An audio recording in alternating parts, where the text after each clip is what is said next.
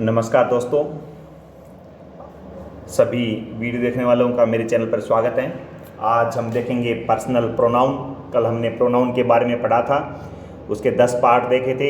उससे आगे हम एक एक पॉइंट उठाएंगे कि प्रोनाउन के जो 10 पार्ट हैं उसमें प्रत्येक में क्या क्या होता है और प्रोनाउन हमारे कहाँ काम में आता है। प्रोनाउन काफ़ी लंबा चौड़ा है लेकिन समझने की आवश्यकता है, तो हम धीरे धीरे छोटे छोटे टुकड़ों में समझेंगे इसको। तो देखते हैं प्रोनाउन। ये जो पर्सनल प्रोनाउन में मैंने केस लिए हैं, जैसे बात करते हैं, पहले तो प्रोनाउन दे रखा है मैंने। प्रोनाउन में देखो, एक ये I, we, you, he, she, it, they, ये प्रोनाउन कहलाते हैं। क्योंकि आई शब्द, we, you, he, she, it, they, ये किसी नाम किसी के लिया था उसकी जगह। जैसे मैंने कल आपको बताया था, जैसे अगर हम किसी का मोहन नाम लिखते हैं तो मोहन की जगह हम ही का यूज कर सकते हैं। इस तरह ये क्या कहलाते हैं? ये प्रोनाउन कहलाते हैं। अब प्रोनाउन में जो बात आ रही है आगे हम देखते हैं कि नॉमिनेटिव केस, ऑब्जेक्टिव केस और पजेसिव केस। ध्यान से सुनना तभी ये समझ में आएगा, नहीं तो ये याद करते करते रट्टे मारते थक जाओगे, समझ में कभी नहीं आएगा। तो पहला जो केस है नॉमिनेटिव। नॉमिनेटिव में देखो, आप दोनों चीज देखो, इधर भी आई, इधर भी आई, इधर भी, इधर भी, तो मतलब सेम चीजें हैं। ये जो सेम है इसका मतलब क्या है?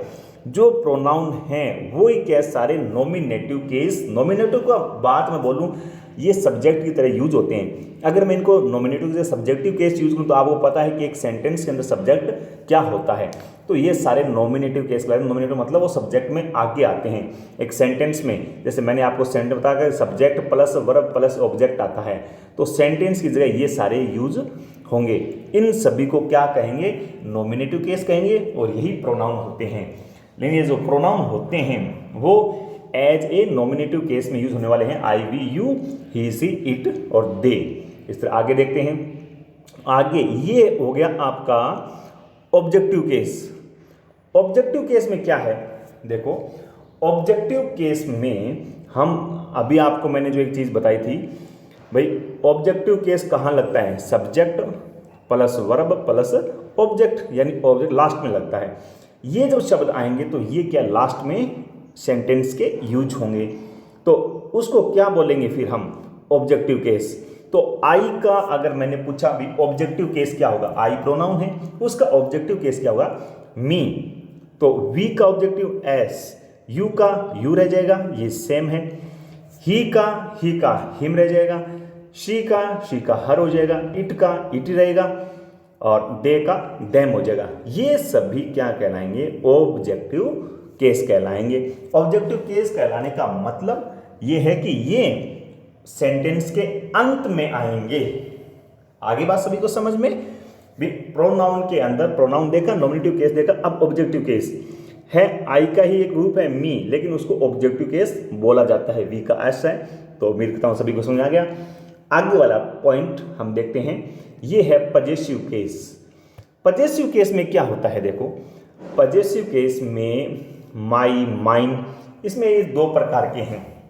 इसमें एक एडजेक्टिव केस भी साथ में है, दोनों मैंने इसको अलग नहीं किया, लेकिन आप सीधा समझ लो। जैसे हम कई बार बोलते हैं, ठीक है ना, जैसे माई पेन, ये क्या है?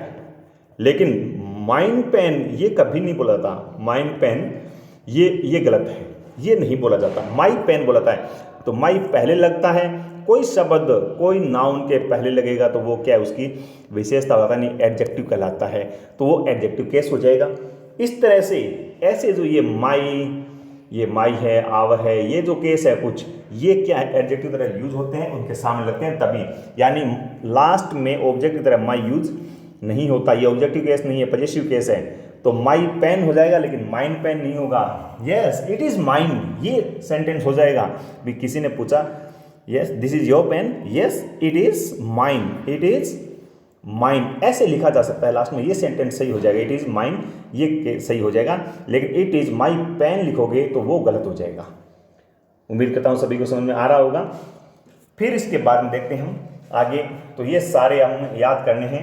जैसे हमने बोले पजेसिव केस में कौन कौन से आएंगे, तो माई, माइन, उसके बाद में माई माइन आ गया, उसके बाद में our ours, your yours, his her hers, its it का क्या हो जाएगा इट्स, देम का देयर और देयर्स, देम का हो जाएगा देयर देयर्स।